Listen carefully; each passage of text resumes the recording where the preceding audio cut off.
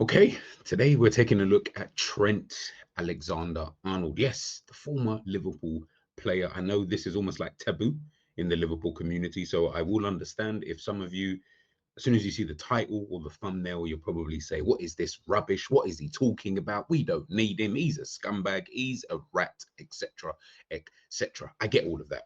Now that you've had your little five minutes, get over it. He's gone.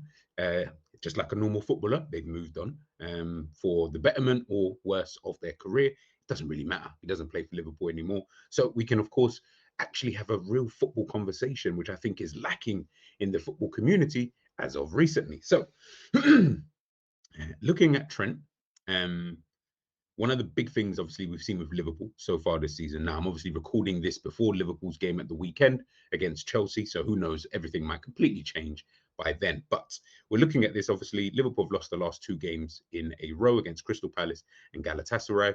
Since the beginning of the season, Liverpool have looked absolutely poor, but it's also been since the back end of last season that we've watched them. And yeah, the performances really have not been there. We've used whatever excuses we've used, won the league, went on holiday, new players, we've just come back, it's the beginning of the seat. We've used everything. That's absolutely fine. I've got no problem with the excuses, just as long as you guys understand that they are just excuses.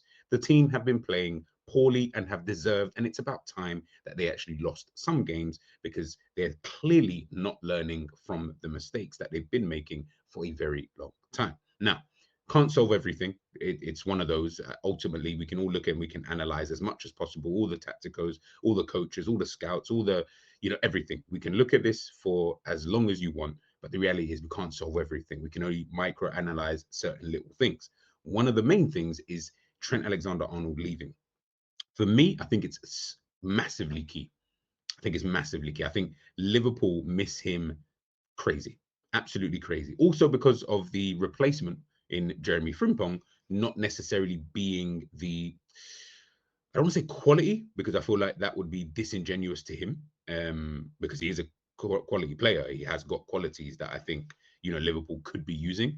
It's just unfortunate that obviously the player that you're replacing is Trent Alexander-Arnold, who obviously, as we know, has probably got some of the best ball delivery that we've probably ever seen in this generation, obviously, of football, alongside the likes of like KDB, and then we're going back to players like the David Beckhams, Juninho's, Pirlo's. Yeah, there's probably a few more out there that I'm just missing, but we know the kind of effect that Trent Alexander-Arnold had on Liverpool, of course, whilst he was there. You can see, obviously, this is his assist map for Liverpool. You can see, yeah, absolutely ridiculous amount of assist. Now, one of the big things that we complain about, myself included, is the fact that Mo Salah has not looked up to par so far this season. We've watched him. The performances haven't really been that good. Hasn't really been able to get into the games, hardly having any touches of the ball, etc., etc. Now, one of the things that I'm noticing is, obviously, you guys can see here is the passing network, right? Is where Liverpool are passing the ball. One of the main things we obviously see is obviously from, as Ish likes to say, from me to you, it's from Van Dijk to Konate, Konate back to Van Dijk into Gravenberch, Gravenberch back to Konate, Virgil van Dijk stand on the ball 10 years, and then he kind of pings it, right? It seems to have gotten worse actually this season. I thought it was bad last season, to be fair. It's got worse. It really, really, really, really has. And you can see in terms of like the positionings of the players, and I'm more focused on that right hand side, right? In terms of the arrows and where we're actually going with the ball and where the players are actually running into. Obviously, we've got Jeremie Frimpong, right? He's a player who he wants to go on the outside. That's what he knows. That's what he's been doing. That's the reason why we signed him. He's a player who can go on the outside. He's brilliant further forward in those kind of wing back to like right wing kind of areas where he can find the space, and then of course he gets himself into those spaces, and then he can provide the goals or assists that he used to do obviously at Leverkusen. That wasn't really Trent's game in terms of Trent, obviously, yes, providing the assist and all of these kind of things, but Trent's not really someone that we looked at and said, oh yeah, in the final third he's gonna he's got the blistering pace to be able to get in behind so you can play for it. No, it wasn't really about that. It was more about the delivery of Trent Alexander-Arnold. Obviously, we had the kind of bait option, when we had Jordan Henderson, and then, of course, you've got Salah, and then, Trent Alexander-Arnold. Between the three of them, bit of a triangle, and then balled into the box, right? Simple. We kind of knew what it was, and it worked because his deliveries were so perfect that it could work. Now, obviously, we understand that we can't replace that. That in itself is always going to be difficult.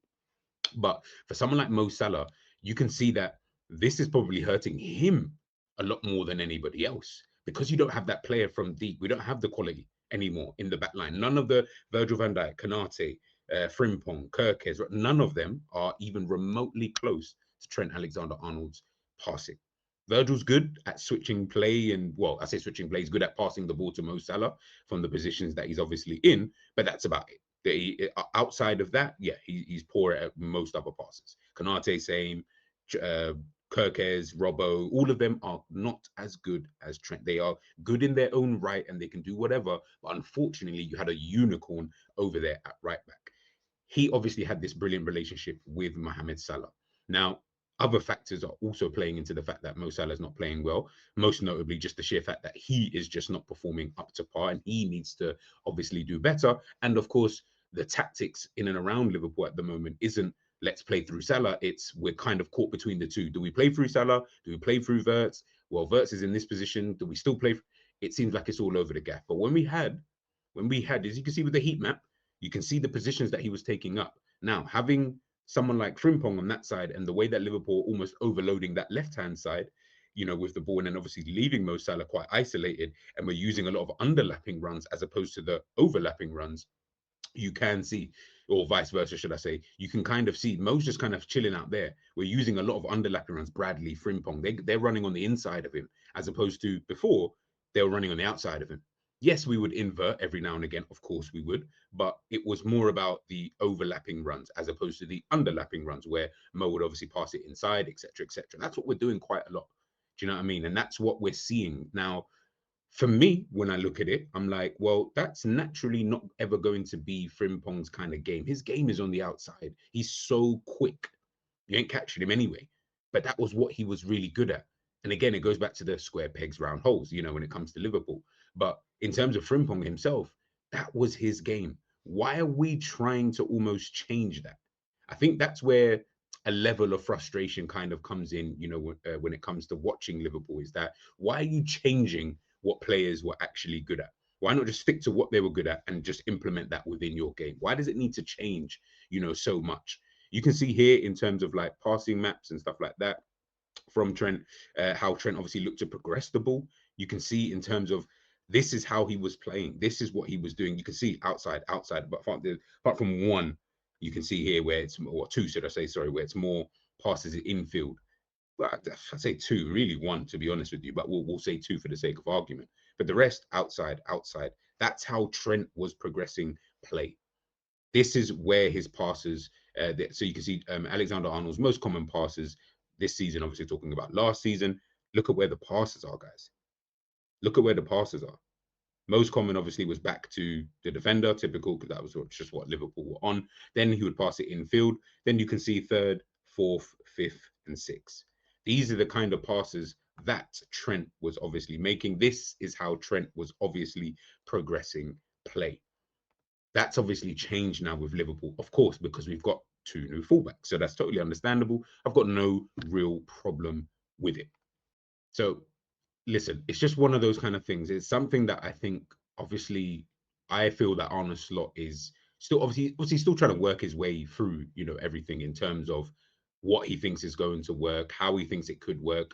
Hence why I feel like he has put Dominik Szoboszlai there, because he's probably the next best passer in terms of range of passing, can kind of get the ball upfield relatively quickly. But we're not really using that, to be honest with you.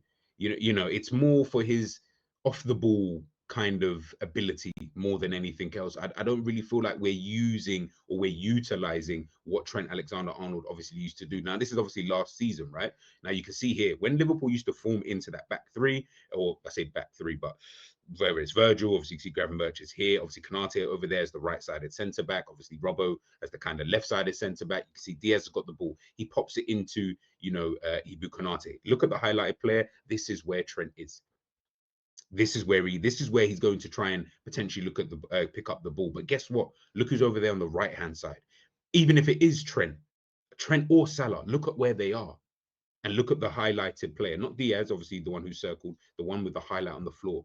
That's what I feel we're trying to still do now.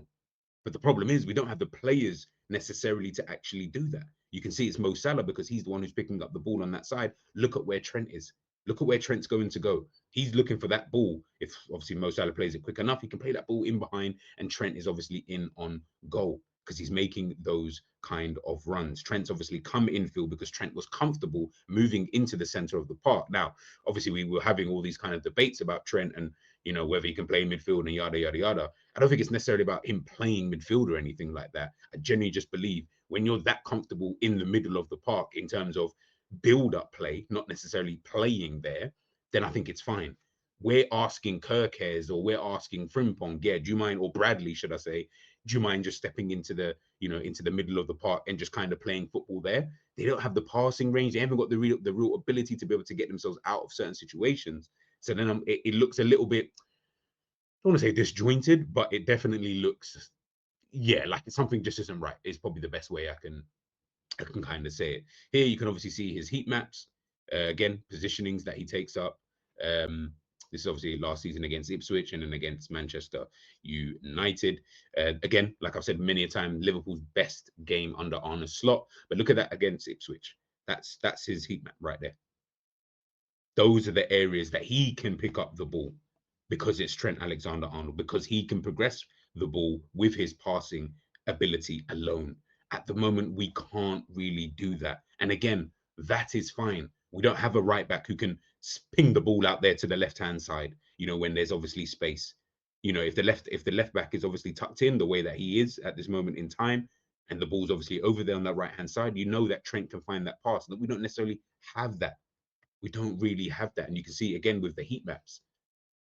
This is what we're missing at this current moment in time, is we're trying to use our players for the build-up play, right? Not a problem. That again, I've got no real issues. Apologies. If that's what we're trying to do, and that's where we think our game can obviously, you know, I guess somewhat improve, right? So, for example, you've got obviously Frimpong here. So mostly he wants to do this. He wants to go here and there, up and down. That's his game. That's always been his game. Do you know what I mean? Obviously, I haven't got Salah at this current moment. Let me just put Salah in for the sake of argument. There we go. He wants to go on the outside here because his game was mostly well, really, it was kind of like in this position here. And then he only really had this half of the field to kind of have to worry about, you know. And when he was at Leverkusen, it was always they had the 2 10s, and then obviously they've got their striker. Do you know what I mean? And then the width, Grimaldo on the other side is kind of, you know, bombing up on that kind of side. That's how they kind of worked it, and that worked. We don't really have that. We have it more like this. Sometimes make this run here. Obviously, you've got Kirkes obviously back there, for example. Let's just pretend this is a left winger here in Isak. And then obviously you've got your striker. And then we're trying to create these triangles. So usually one of the midfielders, Szoboszlai or Gravenberch or whoever's on that side, it's this kind of triangle here, as you guys can obviously see. That's what we're trying to obviously create with Frimpong. But that's not really Frimpong's game. Or we do it with Bradley, as an example. That's not really their game, to be honest with you. That worked when you had a Trent Alexander-Arnold, someone who can, let's get the ball here, someone who can get the ball from here. And if the back line of the opposition was set up like this, as an example, right? And this is usually how it would go. Someone would usually be maybe relatively here. Let's say someone obviously coming to track him there. Boom. Boom. There we go. That usually the striker will drop a little bit deeper, meaning someone's obviously coming here. What would then start to happen is this. Trent can ping that ball, because usually it's like on the run, right? So let's say they're both level actually in position. Let's put everyone in the correct position. Trent, pick up the ball from here, ping. That ball goes into this area right here. So all of a sudden now, all of that slow build up and whatnot in terms of Liverpool passing back and forth between each other and doing this, it wasn't too much of an issue because we knew we had that player who can just, with a swing of a boot, even if he's doing all of this and he's doing it into Van Dijk and then Van Dijk, McAllister, and then whatever, and then back again. And it was all boring. It was quite boring last season as well. But then we had this as the outlet. Or if it's not going out to him, it's going out to, for example, Mohamed Salah. So let's say he's up against Calafiori there. Boom, Mohamed Salah in behind. Mohamed Salah in always, because there was space there. Usually there's always space because of how the forwards would obviously position themselves. There's always going to be space in behind. And we know that Trent can find that space regardless, whether it's on this side, whether it's on this side, and especially on this side with Mohamed Salah because of the relationship that they had. Now, unfortunately, when we look at it for Liverpool, because we don't have that, when it is Frimpong or Bradley there, none of them can do this. They can't release the ball quickly like that. So now it has to be pass into here, pass into here. But unfortunately for Liverpool, the passing is so slow that the opposition gets time to just kind of get back in position and etc. Now, by the way, I'm not blaming Frimpong. I can't. How can I blame you when that's not your game anyway? That's silly, right? We knew that from the beginning, though. I knew that he wasn't that guy, like in terms of passing ability or just being able to have that kind of thing. Bradley, the same kind of thing as well. That's not their game. They want the ball to go into this guy here while they're making the overlapping run into this position. That guy might pass it into them, bang, and then they're getting into the space. That's what they want to do, and that's fine. But we're trying to play, Frimpong and these guys a little bit sometimes infield. Bradley more so, to be fair, than a Frimpong. But we're trying to play them infield, and I just don't feel like it's working. So I'm looking at it thinking, is that why he's then looked at it and said, you know what?